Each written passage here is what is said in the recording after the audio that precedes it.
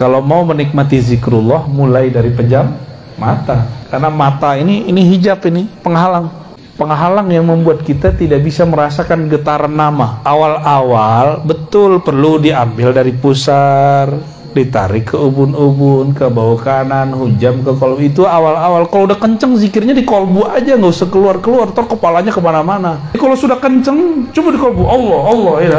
Jadi nggak usah kemana-mana, kepalanya nggak usah kemana, di situ aja.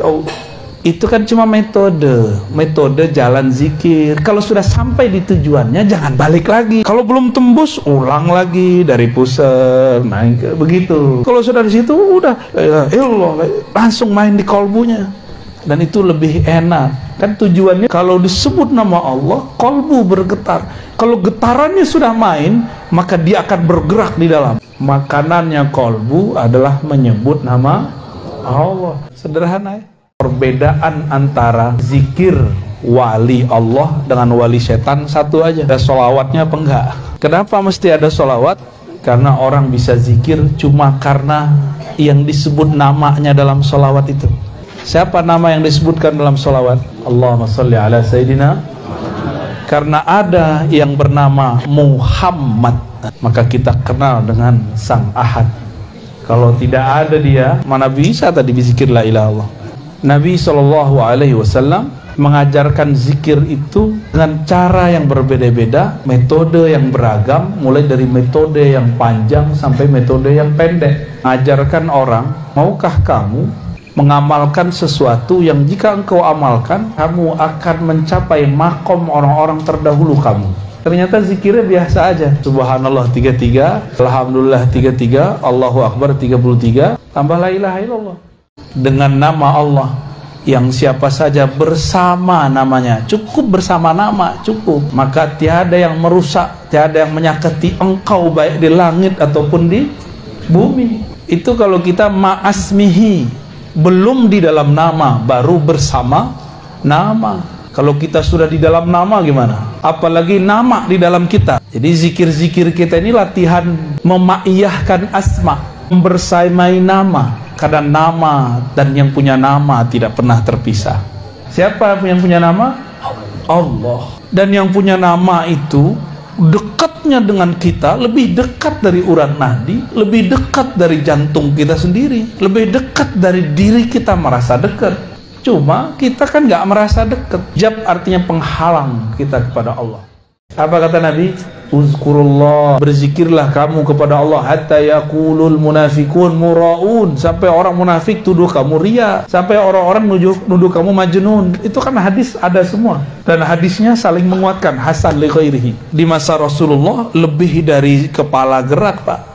Ayat turun mereka pingsan. Di masa para tabi'in, Sayyidina Al-Hasan Al-Basri, sanad zikir kita kan salah satunya lewat Sayyidina Al-Hasan. Hasan Al-Basri berguru kepada Sayyidina Ali. Itu Al-Hasan Al-Basri dibacain ayat, dia masuk ke dalam satu masjid, orang lagi baca ayat surat Al-Hadid, alam ya'ni lilladzina amanu an takhsha'a qulubuhum li dzikrillah. Kapan orang-orang beriman hatinya tunduk jika menyebut nama Allah? Hatinya tunduk untuk berzikir, hatinya betah untuk berzikir. Di saat orang-orang berzikir la ilaha illallah, di saat itu jika lisannya bersamaan dengan jiwanya, di satu makom nih, lisannya sama dengan jiwanya, jiwa lain dengan kolbu, jiwatun nafs, jiwanya bisa dikendaliin, maka jiwanya langsung menjadi mutmain.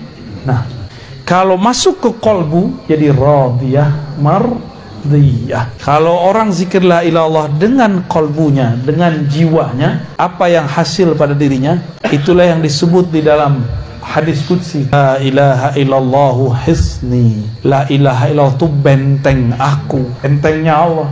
Jadi bentengnya Allah bukan tembok tebal-tebal, tapi kalimah yang sudah masuk mendarah daging ke dalam badan, itulah benteng hakiki. Nanti kalau pandemi datang yang gede lagi, panik nggak? Kalau panik berarti bentengnya belum kuat. Kena nggak apa-apa, yang penting jangan panik. Jadi apa yang terjadi pada diri manusia saat dia baca la ilaha illallah? Dia sedang membangun benteng ilahiyah, al-hisn al-ilahi. benteng-benteng keilahian. Kalau udah begitu, udah dapat zikrullah, kok masih belajar zikir khadam, kok masih doyan sama raja, itu aneh. Udah dapat afdolul zikri, masih cari yang tidak afdol. Afdolul zikri la ilaha illallah. La ilaha illallah hisni, la ilaha itu paling tinggi, disebut bentengnya Allah. Terus antum masih cari jimat. Itu jimat masuk sini ngikut dia. Tulisan raja antum kan nama Allah. Itu nama Allah ngikut la ilaha illallah dia. Masuk di sini gak bekerja dia. Kan berzikir. Gak kerja dia di sini. Cobain aja. Masih kurang yakin. Jangan-jangan memang kita kurang yakin kepada Allah Subhanahu wa ta'ala. Maka la ilaha illallah itu hiburan jalan-jalannya para salik. Jadi la ilaha illallah itu kapalnya orang yang sedang suluk kepada Allah Subhanahu wa ta'ala, cepat kepada Allah. Tapi supaya tidak lupa jalan pulang, mesti bersolawat. Wajib solawat. Karena kalau nggak ada solawat kita nggak bisa baca la ilaha illallah. Karena Allah bersolawat, kita malu kepadanya, maka kita solawat juga. La ilaha illallah atau zikrullah itu adalah kunci daripada kunci-kunci surga. Mana dalilnya? Siapa yang baca la ilaha illallah pasti masuk surga. Kita ini kalau zikrullah sebenarnya udah di surga, tapi karena pikiran ini masih menghijab, badan ini masih menghijab, tidak terasa kalau sudah masuk ke sana. Nabi nggak perlu kitab kuning di dalam dirinya, semua kitab ada. Maka an-nabil ummi, bukan nabi tidak bisa baca tulis. An-nabil ummi, nabi induk semua kitab. Ummul kitab itu artinya nabi yang al-ummi, bukan nabi yang nggak bisa baca tulis. Nabi yang di dalam dirinya ada induk semua ilmu pengetahuan. Salah satu pengetahuan kitab di dalam kolbu Nabi adalah risalah la ilaha illallah. Ketika beliau mengatakan afdalul dzikri la ilallah, itu adalah ikhtisar dari isi kitab di kolbunya. Itu baru satu kitab, Pak, zikir risalah la ilaha illallah. Jadi di kolbu Nabi itu ada semua risalah rahasia-rahasia. Di umur beliau pendek, yang penting Mekah sudah ditaklukkan, syariah sudah mapan, maka orang tidak akan mengkultuskan orang yang di kolbunya ada risalah kita. Makna al-ulama warasatul anbiya. Ulama mewarisi risalah-risalah kitab dari kolbu an-nabi al-ummi. Langsung, Pak. Kitab kuning itu dari sini, dari kolbu. Kok kolbu ngikutin kitab kuning? Salah itu. Kitab kuning pemahamannya harus ngikutin rahasia warisan kolbu Rasulullah SAW. Udah berapa banyak kitab salah cetak. Kalau nggak punya kolbu, beres kita, sesat menyesatkan udah. Tiap hari kan kita kerjaannya bolak-balik kitab. Kita ini kan fanatis ke kitab kuning. Kitabun mubin nggak fanatis, ya. Itulah umul kitab. Rahasianya ada di Al-Fatihah. Al-Fatihah terkumpul di dalam basmalah terkumpul dalam ba terkumpul dalam satu titik. Kalau sudah di titik nggak usah keluar lagi, zikirnya di situ aja. La ilaha illallah itu makanan kolbu paling mahal. Cara menikmatinya macam-macam. Ada yang pedas, ada yang manis. Yang pedas torikot qadiriyah, yang manis torikot naqsyabandiyah. Ada yang nggak senang pedas-pedas, senangnya manis-manis. Dapat zikirnya yang keras, dapat zikirnya yang manis. Ada yang senangnya nge-rap musiknya, ada yang senangnya melankolis, ya, yang syahdu-syahdu. Itu pilihan kita aja. Itu kan musik di dalam diri. Jadi zikir keras lembut itu adalah hentakan di kolbu. Di zaman ini makrifat setan sudah dibuka. Masa kita nggak buka makrifat ilahiyah? Kalau nggak kalah kita, Mbak. Jadi jangan kolot lagi. Daripada torikohnya torikoh syaitannya, kita buka juga yang torikoh ilahiyahnya, torikoh Nabi Muhammad SAW. Mungkin nggak Jibril lebih tinggi dari Nabi? Jibril nggak bisa tembus ke aras, Pak. Nabi tembus ke aras. Nabi Muhammad diundang Allah ke atas aras tertingginya. Sedangkan malaikat Jibril nggak sanggup. Kalau dia naik kebakar dia, habis, hancur dia, nggak ada lagi jejak dia di alam semesta. Nabi Muhammad bulunya nggak ada satupun yang rontok. Jibril yang sakti itu kalau naik kebakar, habis dia. Mana yang lebih sakti?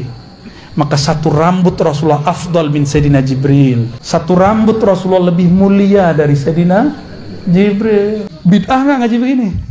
Afdalu dzikri la ilaha illallah, afdalus syukri wa du'ai alhamdulillah. Doa tertinggi, zikir aurat tertinggi adalah alhamdulillah. Alhamdu itu inti dari nama Nabi Muhammad. Nabi Muhammad itu dalamnya hamad. Maka orang sholawat itu sudah bersyukur. Kita ini buah dari sholawat. Kalau kita zikir, zikir mana yang paling sering dibaca? Ya dua itulah. La ilaha illallah sama sholawat. Muhammad Rasulullah sallallahu alaihi. Nggak boleh keluar dari dua itu dah. Sebelum Nabi Muhammad yang fisik lahir, orang-orang udah zikir sholawat nyebut nama beliau. Berarti beliau sudah ada tapi di alam yang lain. Itu yang beliau sebut, aku sudah jadi nabi, kalian belum ada kok. Jibril aja belum ada, nabi sudah ada. Pantas nggak Jibril jadi gurunya Nabi Muhammad? Justru Jibril lah yang mengambil dari kolbu Nabi Muhammad SAW. Tapi zohirnya ahlu riwayat menyebutkan Nabi Muhammad dari Jibril. Mungkin nggak Jibril lebih tinggi dari Nabi? Jibril nggak bisa tembus ke aras, Pak. Nabi tembus ke aras. Benar nggak? Nabi Muhammad diundang Allah ke atas aras tertingginya. Sedangkan malaikat Jibril nggak sanggup. Kalau dia naik kebakar dia, habis, hancur dia, nggak ada lagi jejak dia di alam semesta. Rasulullah SAW menghikayatkan ketika Sayyidina Adam hendak ingin memeluk Sayyidatuna Hawa, ditegur oleh Allah lewat Sayyidina Jibril, dam, mahar, pegang aja ya. Maharnya apa? Tanpa diajar oleh Jibril, Nabi Adam sudah ngerti duluan. Ternyata Jibril belum melihat yang dilihat oleh Nabi Adam. Wajar Nabi Adam jadi rektor, Pak, jadi kiai di surga. Nabi Adam Allah izinkan kolbunya memandang kepada aras Allah lewat ruh murninya. Di aras dia lihat ada tulisan, dia ngeliatin nama, kok bukan namaku, tapi kok nama Muhammad. La ilaha illallah Muhammadur Rasul. Kok itu di sana? Itu hadisnya ada di riwayat Imam Hakim, hadisnya sahih. Maka beliau mengatakan, ya Allah, kirimkan salamku, hormatku, takzimku kepada nama yang tertulis di arasmu. Ternyata itu mahar paling tinggi di alam semesta. Salawat itulah yang melembutkan segala-galanya. Kenapa iblis sekeras dan sekasar itu dan pendendam? Karena dia tidak bersalawat kepada Rasulullah. Gak pernah dia mau salawat. Yang dia lihat Muhammad bin Adam, keturunan Adam. Muhammad keturunan Adam ngapain salawat? Dia nggak ngelihat Muhammad itu Ahmad, Ahmad itu Ruhullah. Dia nggak lihat. Karena memang iblis walaupun masuk surga, dia cuma mukasyafah, tapi tidak sampai musyahadah. Dia melihat alam malakut, tapi tidak sampai kepada musyahadah, pandang kepada penguasa alam malakut dan jabarut. Nabi Adam, karena dia solawat, Allah izinkan dia melihat di aras itu tulisannya apa. Iblis nggak lihat itu. Itulah yang jadi mahar sekarang mengalir di tubuh kita semua. Itu sebabnya kalau benar nih umat Rasulullah pasti rindu sama Rasul. Solawat pasti bergetar. Bulu romanya berdiri awal-awal solawat. Air matanya bisa berlinang kalau sebut nama Rasulullah dalam solawat. Wali-wali Allah yang asli itu pura-pura bego aja padahal kita. Aslinya dia alim. Dia tinggal minta kepada Allah, nyambatnya di alam sana bukan di alam sini. Kan kita punya ilmu nyambat, tapi yang nyambatnya ilmu monyet.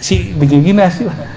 Kalau mau nyambat ilmu jangan yang rendahan. Itu namanya ulaika kal an'am. Kalau mau nyambat ilmu langit. Jadi yang dulu-dulu pernah belajar silat-silat, nyambat ini, nyambat itu, udahlah, antum cukup belajar zikir aja mah. Itu ntar nyambat asrar. Pakai la ilaha illallah. Nggak disadari dapat. Justru semakin masuk kalimat itu semakin normal kita hidup. Semakin jadi manusia yang utuh. Cerdasannya utuh, pikirannya fokus. Kalau dia kerjanya lebih fokus. Berjuangnya lebih tulus. Kalau dia gurunya lebih ikhlas. Dia suami istri akan lebih penyayang kepada pasangannya. Maka wajib belajar zikir khafi biar lembut ya. Tutup dengan sholawat biar kelembutan Rasulullah muncul di dalam diri.